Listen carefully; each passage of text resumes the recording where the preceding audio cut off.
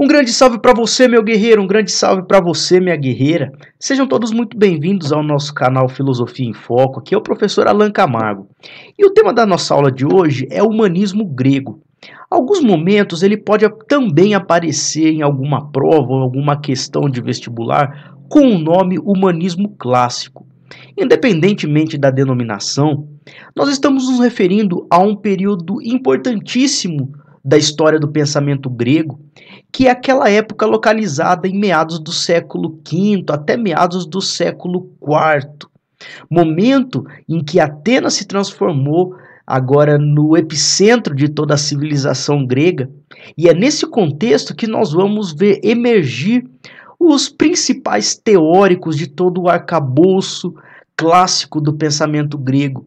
Dentre eles, vai se travar um grande debate, de um lado trazendo os pensadores socráticos e do outro lado os pensadores sofistas. Então, na nossa aula de hoje, nós vamos explorar um pouco como é que se caracterizou esse momento histórico, qual era a realidade social e política que existia naquele momento que favoreceu a transformação daquele antigo pensamento grego, ainda pautada na busca do arqué, como nós já vimos entre os filósofos pré-socráticos numa das nossas videoaulas anteriores. E a partir de agora, um novo rumo é dado à forma de se produzir filosofia na Grécia Antiga. E é para entender esse novo contexto que a aula de hoje se insere. Meus queridos e queridas, nesse nosso encontro, nós vamos primeiramente entender o contexto histórico e que pautou, ou que se colocou como pano de fundo desse período chamado de período clássico, né, do pensamento grego. Vamos entender quais são os traços marcantes dessa nova forma de se produzir filosofia e entender o grande debate que vai se travar de um lado entre os socráticos e entre os sofistas. A preocupação aqui da nossa videoaula vai ser contrapor aquela visão tendenciosa que é passada pela história, principalmente através das matrizes socráticas. Meus queridos e queridas, quando nós estamos falando no período clássico da história grega, ou no período humanista, estamos falando do momento, como eu já pontuei, que se inicia a partir do século V a.C., momento também consagrado dentro da história grega como o século de Péricles, ou o século de ouro. Nesse momento, em virtude das vitórias que Atenas alcança dentro das guerras médicas, ou seja, aquela guerra travada contra os persas, essa cidade-estado ela acaba sendo hegemônica dentro do contexto histórico da civilização grega. Atenas, portanto, coloca-se como a cidade-estado mais poderosa. Ela vai polarizar o mundo grego até se estourar a Guerra do Peloponeso, em que, aos poucos, o enfraquecimento de Atenas começa a dar os seus sinais, e isso abre precedentes, como vocês já sabem das aulas de história, para a falência do mundo grego e a dominação por parte dos macedônios. Mas ainda no século V, Atenas se colocava, portanto, como o centro gravitacional da civilização grega. Naquele momento, o século V ele é consagrado como o século de Péricles ou o século de ouro, porque Atenas vai ser a principal polis que vai construir um sistema político que vai ser bastante consagrado ao longo da história. É o sistema democrático. A democracia grega ela é consagrada como clássica, como um modelo que se coloca até mesmo para o Ocidente e que inspira muitos debates e muitas reflexões acerca até mesmo da avaliação da qualidade dos nossos atuais regimes democráticos. Mas naquele contexto, a democracia ateniense ela era circunscrita no âmbito da ágora. A ágora era a praça pública onde os atenienses se reuniam para tomar as decisões referentes à sua cidade-estado. Nós dizemos que a democracia ateniense ela era, de um lado, direta, mas também excludente.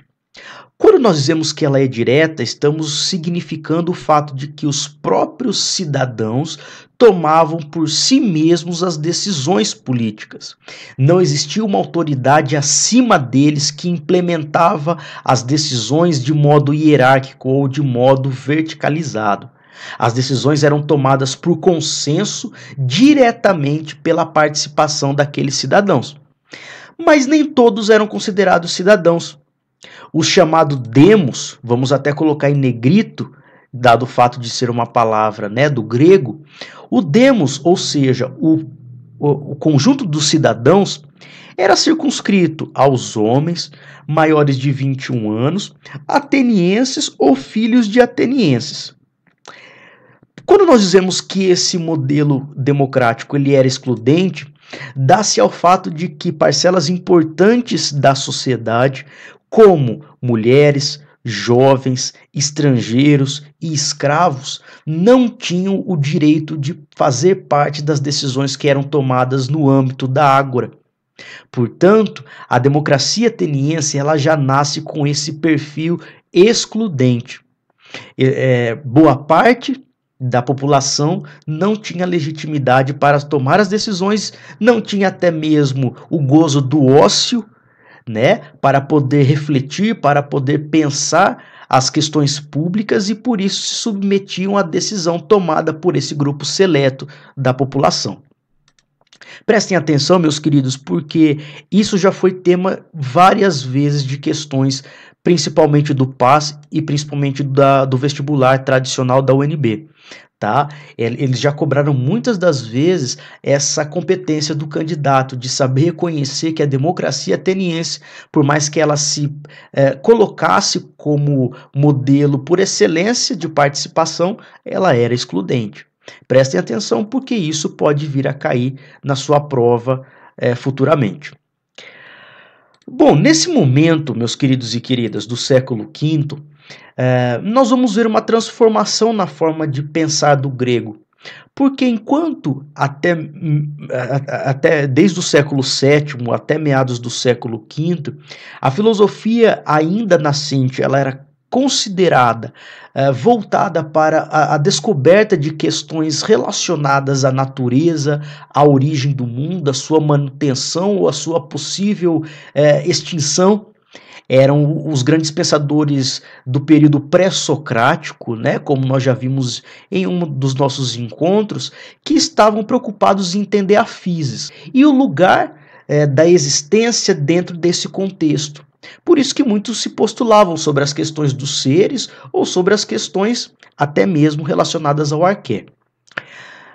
Em virtude do contexto político e social de Atenas do século V, quando ela se transforma agora no epicentro do mundo grego, acaba atraindo pessoas das diversas regiões do mundo antigo, Atenas passa a se apresentar como uma grande coxa de retalho, de posicionamentos, de opiniões, de culturas, e naquele contexto, o grego passa então a se encontrar num contexto multicultural, por assim se dizer, mas que ainda deveria prezar pela união dos atenienses dentro do contexto da ágora.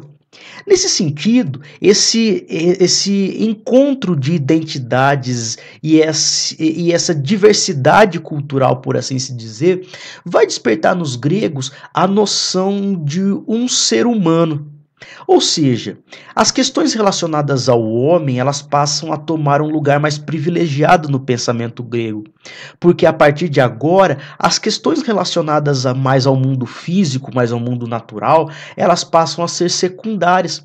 A partir de agora, o grego ateniense, ele passa a se voltar a uma preocupação de tentar entender quem é o homem, ou melhor dizendo, quais são os seus valores que o classificam, que o categorizam como ser humano e, portanto, diferente dos demais povos tidos como bárbaros até então.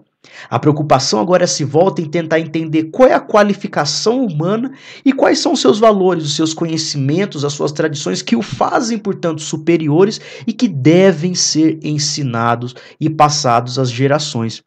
É isso que caracteriza o momento chamado de humanismo. Os traços principais desse contexto filosófico, como eu já pontuei a vocês, traz a ideia de que as questões relacionadas à natureza elas passam a ser secundárias. Não estou afirmando, meus queridos e queridas, que a tradição pré-socrática deixa de existir. Pelo contrário, existiram até mesmo muitos pensadores naturalistas ou pré-socráticos, por mais irônico que isso pareça, que não viveram anterior a Sócrates, mas viveram até mesmo concomitantemente a ele.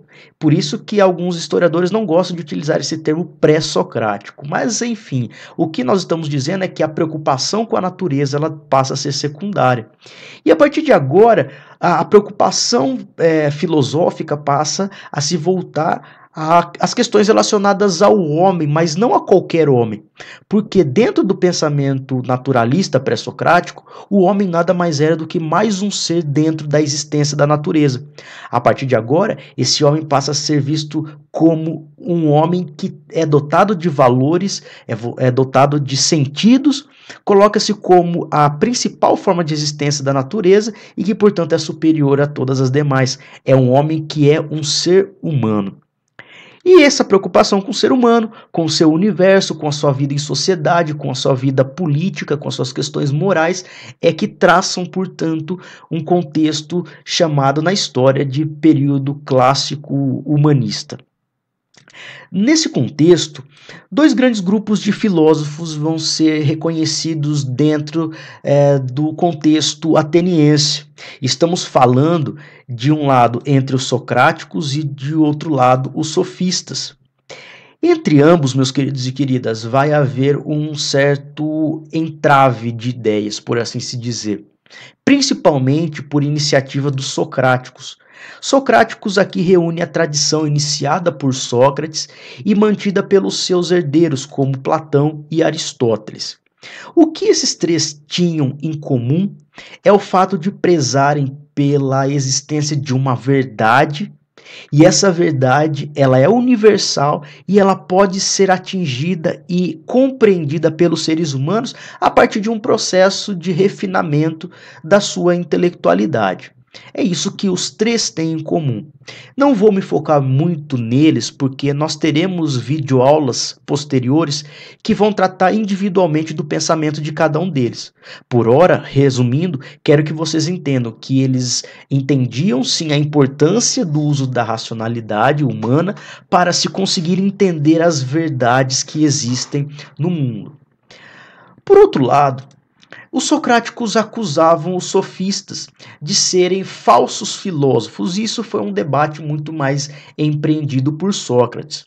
Sócrates acusava os sofistas de, em primeiro lugar, não estarem preocupados com uma verdade absoluta, e, em segundo lugar, principalmente, por cobrarem o ensinamento que eles professavam. Até mesmo, Sócrates chega a utilizar a expressão de prostituição do conhecimento. Mas os sofistas, meus queridos e queridas, eles acabaram tendo essa visão ao longo da história, uma visão negativa, uma visão que realmente é pessimista com relação à sua contribuição. A partir do século XIX, principalmente a partir de Hegel, a partir de Nietzsche, os sofistas, me perdoem, acabam sendo resgatados pela história e acabam recebendo novos estudos para se conseguir reconhecer a importância que eles têm, dado o fato de que ao longo da história eles ficaram reconhecidos justamente a partir da versão socrática, ou seja, qualificados como falsos filósofos, né? Aqueles não comprometidos com a busca da verdade. Portanto, os sofistas eles devem ser isso, e eu faço realmente esse apelo para que nós tenhamos não mais essa visão deturpada dos sofistas, mas uma visão um pouco mais que reconheça as contribuições que eles trouxeram para o pensamento ocidental. E dentre essas contribuições, podemos citar sim a diversidade teórica, diferente daquela linhagem socrática, que ela é muito mais uniforme, ela é muito mais... Os sofistas, em embora nós qualificamos, até mesmo de modo errôneo, todos eles sob uma única etiqueta, né, sobre o sofisma, eles apresentavam visões totalmente divergentes muitas das vezes, pois constituíam-se de pensadores que vinham de diferentes regiões, não somente da Grécia, mas de outros locais do mundo antigo. Os sofistas tinham uma preocupação muito importante com a questão da pedagogia e a questão do ensino.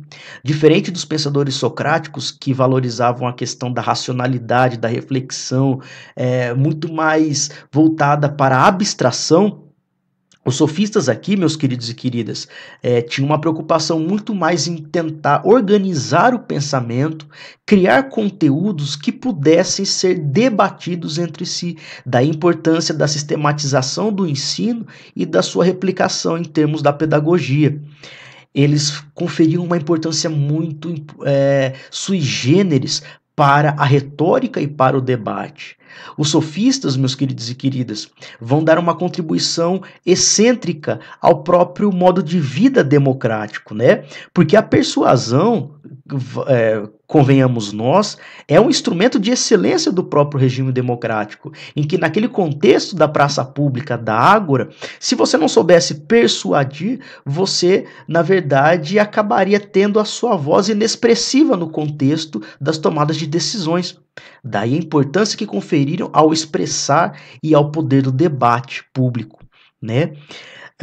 E aí, meus queridos e queridas, é interessante que para os sofistas, diferentemente do que pregoava os socráticos, eles vão entender que a questão do bem e do mal, ou seja, as questões relacionadas à moral, à ética, elas não são universais ou absolutas, como queria Sócrates, principalmente, Aristóteles também, Platão, né? Mas principalmente Sócrates, mas vão entender que tudo é relativo. O Protágoras trazia a grande frase de que o homem é a medida de todas as coisas. Nesse sentido, prega-se muito mais um relativismo cultural de pensamento e filosófico e acaba trazendo o reconhecimento de que os seres humanos eles são diversos entre si. E essa diversidade que consegue expressar a riqueza que nós temos de pensamento e que através dessas riquezas existe sim a possibilidade do debate entre nós. Coisas que dentro da filosofia socrática, muito mais monológica, muito mais disciplinadora, por assim dizer, muito mais dogmática também, já não havia tanto espaço para essa forma de reflexão. Meus queridos e queridas, o que eu queria, portanto, nessa nossa videoaula, de modo bastante breve, é fazer realmente esse panorama que, de modo resumido, nós conseguimos entender o contexto do século V que vai trazer para o estudo histórico da filosofia o momento chamado de humanismo grego, período em que, a partir de agora, sob a polarização de Atenas, a preocupação com relação à natureza e à physis passa a ser secundária e o homem grego se descobre como humano, como aquele que possui valores e que deve viver dentro da praça pública, dentro do contexto político e repensar seu universo, suas questões públicas, suas questões morais, seja através de um viés socrático de modo dogmático, em busca de uma verdade que pudesse ser universalizada, ou através de um relativismo, como pregoavam os sofistas. Na nossa aula de hoje, pontuei também a vocês a importância de nós não cairmos nessa visão deturpada, como alguns autores ou algumas versões historiográficas colocam, mas entender sim os sofistas em sua contribuição que trouxeram para o nosso mundo e para o nosso pensamento ocidental contemporâneo. Por isso, meus queridos e queridas, deixo aqui o meu forte abraço a todos vocês e me coloco à disposição para esclarecer quaisquer dúvidas que vocês tenham. Não deixe de entrar em contato comigo, seja através do Canvas, seja através do nosso canal ou até mesmo de outras formas, pessoalmente, enfim, busquem sim o conhecimento. Eu estou aqui para ajudar vocês a atingirem. Um forte abraço, bons estudos até mesmo, juntos nós iremos ao infinito e além do vestibular.